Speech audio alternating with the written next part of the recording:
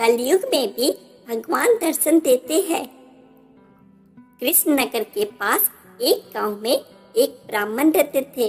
वे ब्राह्मण पुरोहिती का काम करते थे।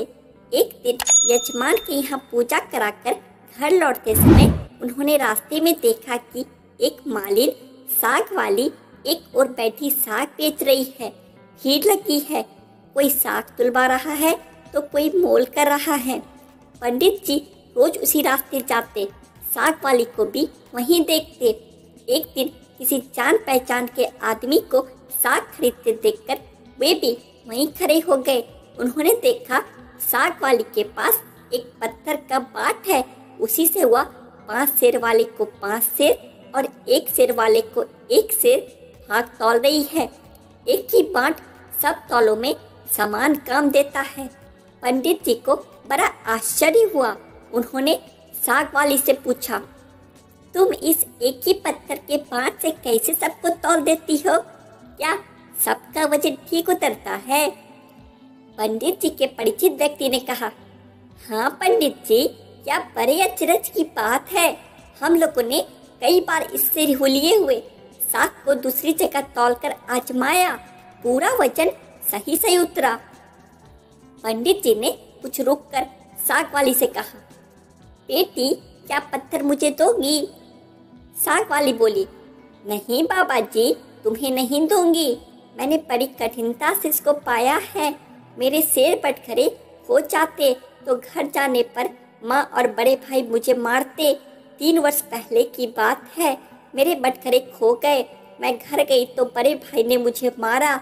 मैं रोती रोती घाट पर आकर बैठ गई और मन ही मन भगवान को पुकारने लगी। इतने में ही मेरे पैर के पास यह पत्थर लगा। मैंने इसको उठाकर ठाकुर जी से कहा, महाराज मैं तौलना नहीं जानती, आप ऐसी कृपा करें जिससे इसी से सारे तौल हो जाए है बस। तब से मैं इसे रखती हूँ। अब मुझे अलग अलग बटखरों की जरूरत नहीं होती, इसी से सब काम निकल जाते हैं। बताओ आपको कैसे दूँ? पंडित जी बोले, मैं तुम्हें बहुत से रुपये दूंगा। साग वाली ने कहा, कितने रुपये दोगे आप? मुझे वृंदावन का खर्च दोगे? सब लोग वृंदावन गए हैं, मैं ही नहीं जा सकी। ब्राह्मण ने पूछा, कितने रुपये में तुम्हारा काम होगा? साग वाली ने कहा, पूरे 300 रुपये चाहिए। ब्राह्मण बोले, अच्छा बेटी याद तो बताओ, तुम इस शिला को रखती कहाँ हो? साग वाली ने कहा, इसी टोकरी में रखती हूँ बाबा जी, और कहाँ रखूंगी? ब्राह्मण घर लौट आए और चुपचाप बैठे रहे। ब्राह्मणी ने पति से पूछा, क्यों उदास क्यों बैठे हैं? देर जो हो गई है। ब्राह्मण ने कहा, आज मेरा मन बहुत खराब है, मुझे 300 रुपये की जरूरत है। ब्राह्मण पत्नी ने कहा, इसमें कौन सी बात है, आपने ही तो मेरे कहने बनवाए हैं। विशेष जरूरत हो तो लीजिए, इन्हें ले जाइए, होना होगा तो फिर हो जाएगा। इतना कहकर ब्राह्मणी ने गहने उतार दिए। ब्राह्मण ने गहने बेचकर रुपये इकट्ठे किए और दूसरे दिन सवेरे साग वाली के पास जाकर उसे रुपये दिए और बदले में उस शिला को ले लिया। गंगा जी पर जाकर उसको अच्छी तरह धोया और फिर नहा धोकर वे घर लौट आए। इधर पीछे से एक छोटा सा सुकुमार बालक जाकर ब्राह्मणी से कह दिया, पंडिताइन जी, तुम्हारे घर ठाकुर जी आ रहे हैं, घर को अच्छी तरह झाड़ बहार कर ठीक करो। सरल हृदय ब्राह्मणी ने घर साफ करके उसमें पूजा की सामग्री सजा दी। ब्राह्मण ने आकर देखा तो उन्हें अचरज हुआ। ब्राह्मणी से पूछने पर उसने छोटे बालक के आकर क्या जाने की बात सुनाई। यह सुनकर पंडित जी को और भी आश्चर्य हुआ। पंडित जी ने शिला को सिंहासन पर पधार कर उसकी पूजा की, फिर उसे ऊपर आले में पधारा दिया। रात को सपने में भगवान ने कहा, तू मुझे जल्दी लौटा, नहीं तो तेरा भला नहीं होगा, सर्वनाश हो जाएगा। ब्राह्मण ने कहा, जो कुछ भी हो मैं तुमको लौटाऊंगा नहीं। ब्राह्मण घर में जो कुछ भी पत्र पुष्प मिलता उसी से पूजा करने लगे। 2-4 दिनों बाद स्वप्न में भगवान ने फिर कहा, मुझे फेंका नहीं तो तेरा लड़का मर जाएगा। ब्राह्मण ने कहा, मर जाने दो, तुम्हें नहीं फेंकूंगा। महीना पूरा बीता ही नहीं था कि ब्राह्मण का एकमात्र पुत्र मर गया। कुछ दिनों बाद फिर स्वप्न हुआ, अब भी मुझे वापस दे आ, नहीं तो तेरी लड़की मर जाएगी। दृढ़ निश्चय ब्राह्मण ने पहले वाला ही जवाब दिया। कुछ दिनों पश्चात लड़की मर गई। फिर कहा कि अब की बार स्त्री मर जाएगी। ब्राह्मण ने इसका भी वही उत्तर दिया। अब स्त्री भी मर गई। इतने पर भी ब्राह्मण अचल अटल रहा। लोगों ने समझा यह पागल हो गया है।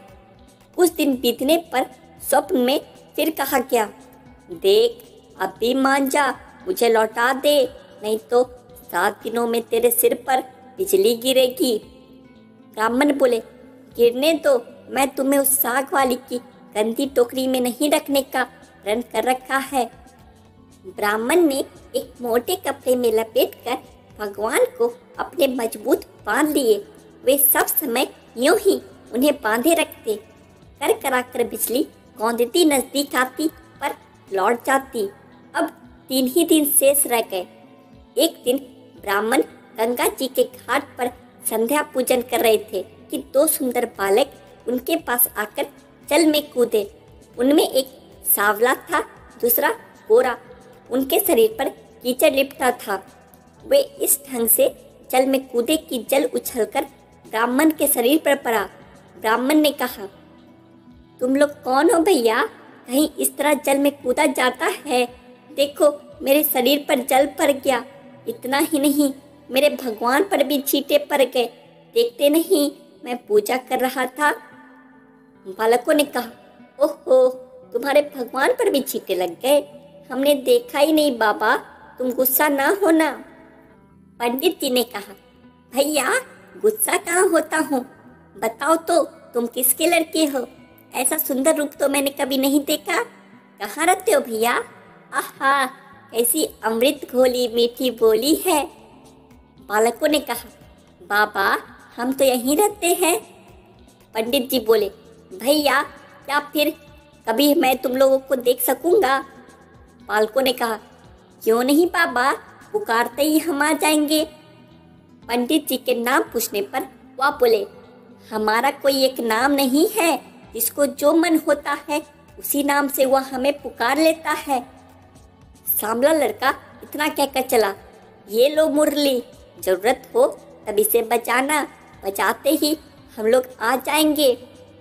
दूसरे गोरे लड़के ने एक फूल देकर पंडित जी से कहा, बाबा इस फूल को अपने पास रखना, तुम्हारा सदा मंगल होगा। वे जब तक वहां से चले नहीं गए, ब्राह्मण निर्निमेष दृष्टि से उनकी ओर आंखें लगाए रखे। ब्राह्मण मन ही मन सोचने लगे, आहा कितने सुंदर है दोनों, कभी फिर इनके दर्शन होंगे। ब्राह्मण ने फूल देखा और सोचा, फूल तो बहुत बढ़िया है, कैसी मनोहर गंध आ रही है इसमें, पर मैं इसका क्या करूँगा और रखूँगा भी कहाँ? इससे अच्छा है राजा को ही दे आऊं। पंडित जी ने जाकर फूल राजा को दिया। राजा बहुत प्रसन्न हुए। उन्होंने उसे महल में ले जाकर बड़ी रानी को दिया। इतने में ही छोटी रानी ने जाकर कहा, मुझे भी एक ऐसा ही फूल मंगवा दो, नहीं तो मैं डूब मरूंगी। राजा दरबार में आए और सिपाहियों को उसी समय पंडित जी को खोजने भेजा। सिपाहियों ने ढूंढते ढूंढते जाकर देखा, ब्राह्मण देवता सिर पर सिला बांधे पेड़ की छाया में बैठे गुनगुना रहे हैं। वे उनको राजा के पास ले गए। राजा ने कहा, महाराज वैसा ही एक फूल और चाहिए। पंडित जी बोले, राजन मेरे पास तो वह एक ही फूल था, पर देखिए चेष्टा करता हूँ। ब्राह्मण उन लड़कों की खोज में निकल पड़े। अकस्मात उन्हें मुरली वाली बात याद आई। उन्होंने मुरली बजाई। उसी क्षण गौर श्याम जोड़ी प्रकट हो गई। ब्राह्मण रूप माधुरी के पान में मतवाले हो गए। कुछ देर बाद उन्होंने कहा, भैया वैसे एक फूल और चाहिए, मैंने तुम्हारा दिया हुआ फूल राजा को दिया था, राजा ने वैसा ही एक फूल और मांगा है। गोरे बालक ने कहा, फूल तो हमारे पास नहीं है, परंतु हम तुम्हें एक ऐसी जगह ले जाएंगे जहाँ वैसे फूलों का बगीचा खिला है। तुम आंखें बंद करो। ब्राह्मण ने आंखें मूंद ली। लड़के उनका हाथ पकड़कर ना मालूम किस रास्ते से बाती बात कहाँ ले गए। एक जगह पहुंचकर ब्राह्मण ने आंखें खोली, देखकर मुग्ध हो गए। बड़ा सुंदर स्थान है। चारों ओर सुंदर सुंदर वृक्ष, लता आदि पुष्पों की मधुर गंध से सुशोभित है। बगीचा के बीच में एक बड़ा मनोहर महल है। ब्राह्मण ने देखा तो वे बालक गायब थे। वे साहस करके आगे बढ़े। महल के अंदर जाकर देखते हैं, सब ओर से सुसज्जित बड़ा सुरमय स्थान है। बीच में एक दिव्य रत्नों का सिंहासन है। सिंहासन खाली है। पंडित जी ने उस स्थान को मंदिर समझकर प्रणाम किया। उनके माथे पर बंधी हुई ठाकुर जी की शिला खुलकर नीचे पड़ गई। जो ही पंडित जी ने उसे उठाने को हाथ बढ़ाया कि शिला फटी और उसमें से भगवान लक्ष्मी नारायण प्रकट होकर शून्य सिंहासन पर विराजमान हो गए। भगवान नारायण ने मुस्कुराते हुए ब्राह्मण से कहा, हमने तुमको कितने दुख दिए, परंतु तुम अटल रहे। दुख पाने पर भी तुमने हमें छोड़ा नहीं, पकड़े ही रहे। इसलिए तुम्हें इस सशरीर यहाँ ले आए हैं। जो भक्त स्त्री, पुत्र, घर, गुरुजन, प्राण, धन, इहलोक और परलोक छोड़कर हमारी शरण में आ गए हैं, भला उन्हें हम कैसे छोड़ सकते हैं। इधर देखो, क्या करी है तुम्हारी सधर्मिणी, तुम्हारी कन्या और तुम्हारा पुत्र, ये भी मुझे प्रणाम कर रहे हैं। तुम सबको मेरी प्राप्ति हो गई। तुम्हारे एक की दृढ़ता से सारा परिवार मुक्त हो गया। हर सुबह चिड़ियों का चहकना, मंदिरों की घंटी का आवाज, सत्पुरुषों का सत्संग, जैसे भक्ति रस घुल रहा हो, हर आत्मा उसमें मगन हो। यह है खूबसूरती वृंदावन धाम की, जहाँ हर बच्चा राधा कृष्ण जी का स्वरूप है, जहाँ पढ़ाई का पहला अक्षर भगवान श्री हरि जी के नाम से है। यमुना जी का कलकल करता पानी, फलों से लदे वृक्ष, फूलों के झुंड, भंवरों की गुंजन, हरि नाम की रासलीलाओं के गान, हर आत्मा को श्री राधा कृष्णा जी से जोड़ देता है। कोई गिरिराज की परिक्रमा कर रहा है तो कोई वृंदावन की, कोई जा रहा है निधिवन तो कोई बंसीवट, कोई मदन तीर्थ तो कोई मानसरोवर, कोई भागवत वाच रहा है तो कोई गीता, कोई भक्तों को भगवान की कथा सुना रहा है तो कोई भगवान के मीठे भजन गा रहा है। ऐसा लगता है कि सब तन मन धन से भगवान के श्री चरणों में अर्पित हो गए हो। ऐसा नज़ारा है हमारे वृंदावन धाम का।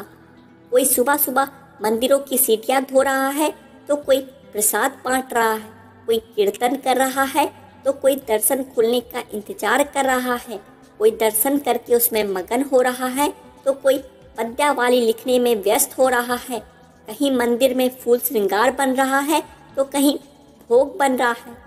ऐसा लगता है जैसे आठों पहर भगवान पर शुरू होकर भगवान पर ही खत्म हो जाते हैं। वक्त कब खत्म हो जाता है ये किसी को पता ही नहीं चलता। ना किसी को अपनी अवस्था का ध्यान है, ना ही किसी को अहंकार है, ना ही कोई झगड़ा लड़ाई है। सब मिलजुल कर निस्वार्थ प्रेम जगा रहे हैं अपने और दूसरों के दिलों में। और समय का यह है सुंदर नज़ारा इस वृंदावन धाम की, जहाँ किस रूप में भगवान मिल जाए कुछ पता नहीं। ऐसी अद्भुत धरती को हम सत सत नमन करते हैं। श्री राधा कृष्ण के घुंघराले केस, कमल नयन, श्याम वरण, मोहिनी चितवन, मीठी मुस्कान, गले में उजंती माला, जिनके शीश पर विराजे मोर मुकुट, तन लहराए पीत पीताम्बर, चरणों में नुपुर, हाथों में बांसुरी लिए या नटखट गोपाल, जिसे हर गोप गोपी प्रेम से कान्हा बुलाए, वह सबका चित्त चुरा लेते हैं। भोली भाली चंद्रवन, चंचल नयन, सुंदर मोहिनी स्वरूप, गौर वरण, मधुर मुस्कान, मन मोहिनी, रसिक वंदिनी, शीश चंद्रिका धारिणी, कनक समान शोभेमान, भूषण बिना विभूषित वृंदावन धाम की अधिष्ठात्री देवी हमारी श्री राधा रानी है। यहाँ नित्य किशोर और नित्य किशोरी श्री राधा कृष्ण एक प्राण दो देह है। जय श्री राधे कृष्ण।